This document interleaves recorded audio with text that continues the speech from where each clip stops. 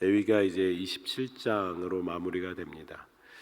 이 27장에서는 서원, 하나님 앞에 서원하는 것에 대해서 기록이 되어져 있습니다. 1절에서 25절에는 하나님께 아주 바쳐질 초태생에 관한 것, 그리고 또 11조에 관한 규례를 이야기하고 있습니다. 부정한 짐승의 경우에는 비록 초태생일지라도 그대로 하나님께 드리지 못하고 그 정가의 5분의 1을 더하여 속하여 드린다든지 아주 구체적으로 그 서원한 것들을 하나님께 어떻게 드려야 되는지 이야기하고 있습니다. 또 11조에 관한 것들도 이 본문에서는 이야기를 하고 있습니다. 하나님께서는 당신의 것을 반드시 찾으신다라는 것을 이 레위기 27장 전체를 통해서 볼 수 있습니다. 하나님의 것은 그러면 어느 것입니까? 하나님의 것은 사실 세상의 모든 것, 저와 여러분들을 포함한 세상의 모든 것입니다. 그것들에 관해서 하나님이 주인 되심으로 하나님께 드려지는 것은 당연한 것인데, 주인 되신 하나님께서 죄인된 우리들에게 하나님의 은혜 가운데 입히시려고 하나님께서 이러한 그 규례를 통하여서 하나님, 거룩하신 하나님 앞에 나아가는 것을 우리에게 말씀하시고 계십니다. 특별히 우리가 함께 읽었었던 두 절의 말씀 28절과 29절에도 그 앞에 연결되어지고 있는 서원에 관한 규례와 연결되어져서 계속 말씀은 이야기하고 있습니다. 그러나 특이한 점은 그 하나님 앞에 온전히 바쳐진 것들에 대한 이야기를 하고 있습니다.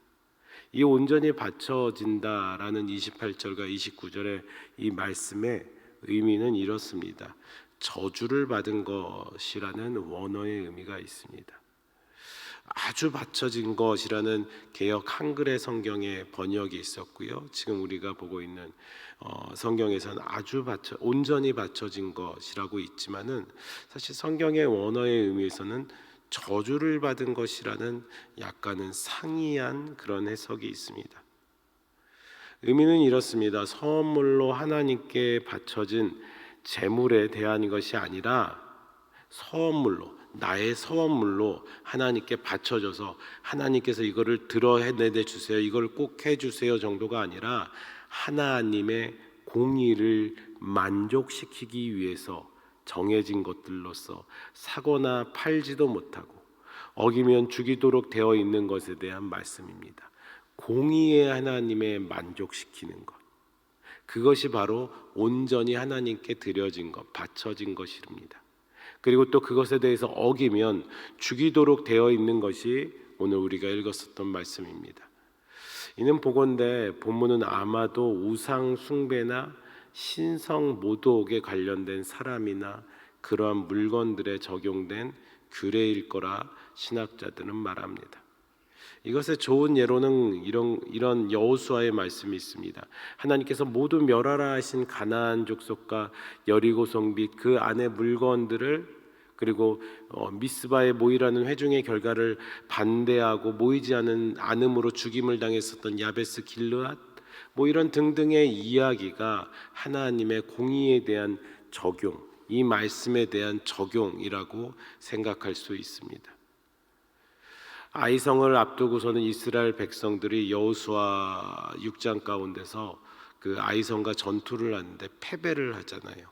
여리고성과는 다르게 그 작은 아이성에서 패배했을 때 그 안에는 아간의 범죄가 있었잖아요. 그리고 그 아간, 그의 가족까지 공의 하나님 앞에 죽임을 당한다라는 것은 바로 오늘의 우리가 읽었었던 본문의 규례와 같이 공의의 하나님을 만족시키기 위한 공의 하나님의 규례에 대한 것입니다. 이러한 사실은 우리에게 하나님께 범죄하여 하나님의 진노의 대상으로 정해진 자들은 결단코 하나님의 공의 앞에서 속죄를 얻을 수 없다라는 것을 암시하고 있습니다. 이렇게 볼 때 우리도, 저와 여러분들도 하나님의 공의 앞에서 그것을 만족시킬 수 있는 어떤 것도 없습니다. 어떤 것을 드린다고 우리가 거룩해지고 깨끗해지고 진실되어질 수는 없을 것입니다. 속죄받지 못하고 다 죽어야만 하는 존재들이 여러분들일 것입니다. 왜냐하면 우리는 죄 가운데서 본질상 하나님의 진노의 자녀들이었기 때문입니다.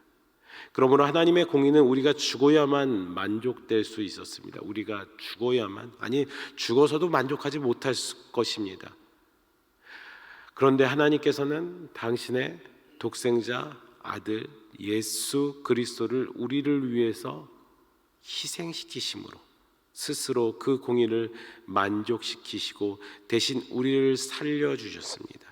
이런 이유에서 우리는 그리스도로 말미암아, 예수 그리스도로 말미암아, 하나님의 크신 은혜로 말미암아 멸망의 자녀에서 구원의 자녀, 진노의 자녀에서 하나님의 사랑의 자녀가 된 줄 믿습니다.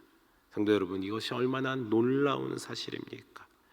멸망받아 마땅한, 진노받아 마땅한 사람, 죽어야 되는 것이 당연한 사람인데 우리는 구원받게 된 것입니다.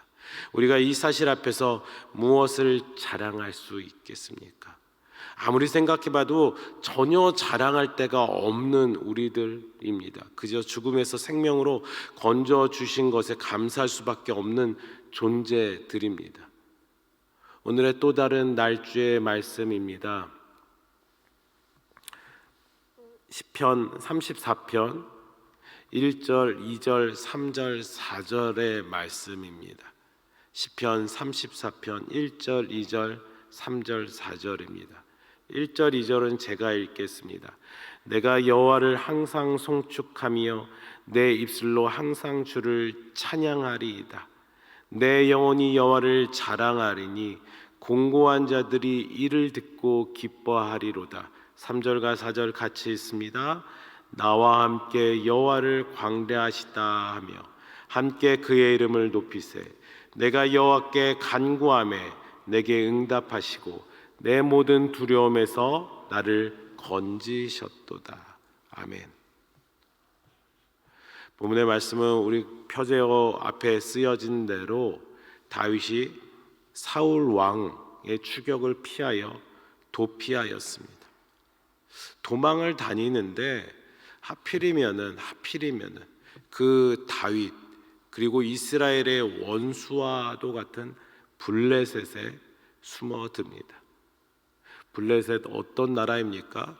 다윗이 그 블레셋 앞에서 수많은 승리를 경험한 그런 나라입니다. 그 블레셋에 숨어들었다라는 얘기를 가드왕 아기스는 듣고, 그리고서는 가드왕 아기스는 이제 아비멜렉은 그 다윗에 대한 이야기를 듣고 그를 오라고 합니다. 근데 그때 어떤 일이 벌어집니까? 표제에 쓰여졌듯이 블레셋 왕으로 아비멜렉이 언급되어 있습니다.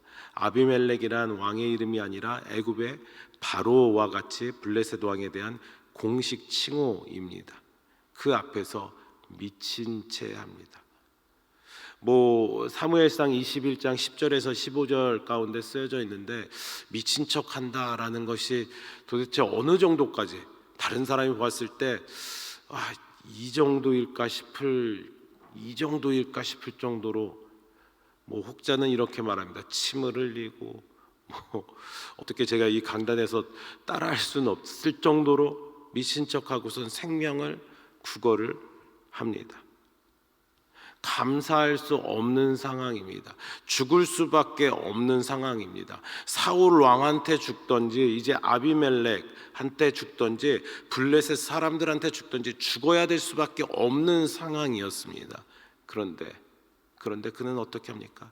자기가 미친 척하면서 자기가 생명을 구원받았다라는 것을 자랑하지 않습니다. 자기의 힘으로 된 것이 아니라 이것이 다 하나님이 나를 구원하셨다. 하나님이 나를 도와주셨다. 하나님이 나를 붙잡아 주셨다라고 고백하며 그는 오늘 시편 34편의 노래로 하나님을 높이고 있는 것입니다. 하나님을 자랑하고 있는 것입니다. 2절 가운데 이렇게 말합니다. 내 영혼이 여호와를 자랑하리니. 우리의 구원은 우리가 한 것은 전혀 없습니다. 저주를 받아 마땅한 사람입니다. 우리에게 사망이라는 죽음은 분명히 정해진 것입니다.